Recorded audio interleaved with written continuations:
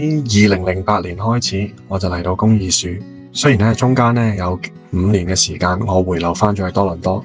但係再次翻嚟香港，我就毫不猶豫咁再次投入呢個群體，因為我知道呢度有我嘅屬靈嘅家。公義樹最吸引我嘅地方唔係活動或者課程，而係一份真摯嘅群體同行。作為經營者，我哋面對嘅挑戰既獨特又孤單，但喺呢度我哋揾到一班真正能夠同我哋同行，肯為我哋代禱嘅夥伴。呢種生命嘅連結，坦白講喺一般嘅教會唔容易揾到。更可貴嘅係我哋唔單止能夠彼此鼓勵，而係有導師引領我哋返到聖經，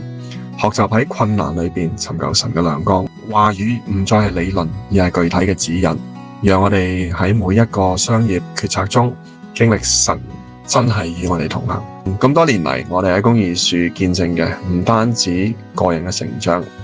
更係神嘅手喺香港、大灣區，甚至乎多倫多，真實地藉着公義樹祝福咗許多嘅企業，特別係中小企。我睇到神嘅作為紮實而有力，依靠神去營商，唔代表天色常藍，但係佢確保我哋走嘅道路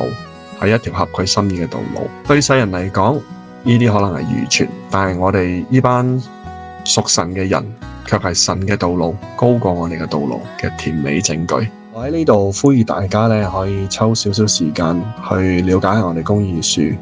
或者可以參加下我哋嘅聚會啦，或者係活動啦，又或者可以成為我哋嘅一份子。如果你有感動嘅，你可以喺我哋當中做義工，或者用代禱嘅形式嚟支持我哋。我哋公義樹呢25年嚟嘅經費，都係靠住弟兄姊妹嘅奉獻。如果你有感動，我都邀請你可以用奉獻嚟支持我哋。所以無論咩形式、咩方法，我都希望大家繼續支持我哋公義樹嘅事工，使到我哋嘅事工可以一路走落去，榮神益人。多謝大家。